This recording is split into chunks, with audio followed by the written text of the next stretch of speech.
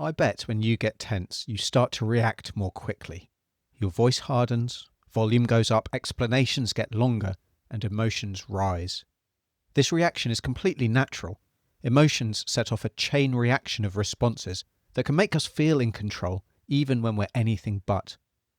In tense conversations, doing something emotional feels safer and more natural compared to doing nothing at all. But any reaction driven by emotion changes how the brain processes information in a way we don't consciously notice. When under stress, the brain shifts towards fast, defensive decision-making designed for psychological protection, rather than clear communication with clarity of thought. Our focus narrows, tone is easily misread, and we are quick to make assumptions or jump to conclusions. This is one reason disagreements escalate faster than the time it takes to resolve conflict. Emotion moves faster than considered action. Silence is the secret weapon to combat this. A pause creates distance between what you hear and how you respond. Even just a very short period of silence gives the brain time to evaluate tone, intention, and context more accurately, and this restores calm. And staying calm helps prevent saying things that feel justified in the heat of the moment, but which end up being damaging later on. This is one of the main psychological and practical benefits of remaining calm when emotions run high. It protects clarity of thought and action, even when pressure is highest.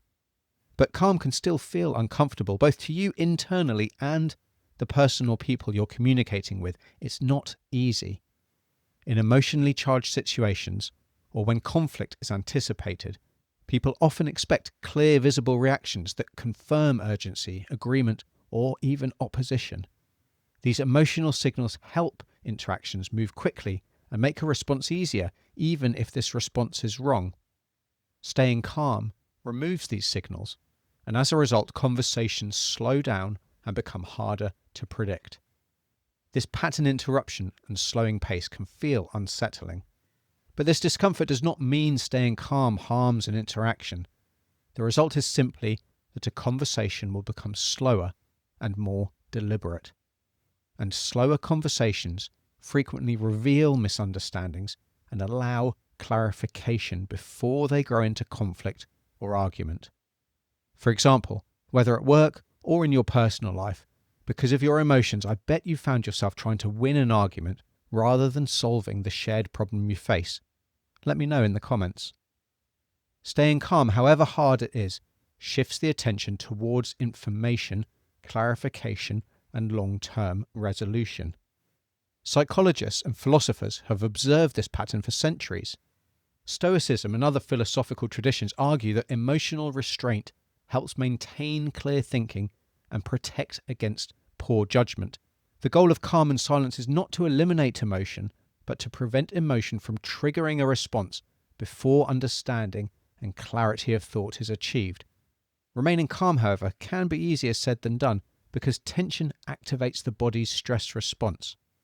Heart rate increases, breathing becomes shallow, your body flushes, and you can even start sweating. This physiological shift explains why people often react emotionally even when they intend to stay composed. Biology is hard to override.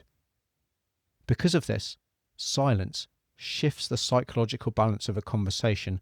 The person who reacts first often loses control of direction. The person who pauses controls the pace. And it only takes a couple of simple techniques to be the person who keeps their cool and leads the conversation. Slow, structured breathing has been repeatedly shown to reduce stress responses and improve emotional regulation during times of stress and conflict. One common method is box breathing. Inhale for 4 seconds, hold for 4, exhale for 4, then pause for 4. This rhythm signals safety to the nervous system, lowers physiological arousal, and helps the brain regain control over decision-making and speech. Another useful strategy is deliberately delaying immediate verbal response. Pausing, staying silent, even for just a few seconds, allows you to override any emotional intensity before speaking. Silence is not passive. It is active control over timing. It means tactically choosing what to say instead of reacting on autopilot. But even when you control your timing, arguments can still escalate. That's because conflict isn't driven by emotion alone, but by hidden patterns inside conversations. And in this video on screen, we break down exactly why these escalations happen, even when no one wants them to.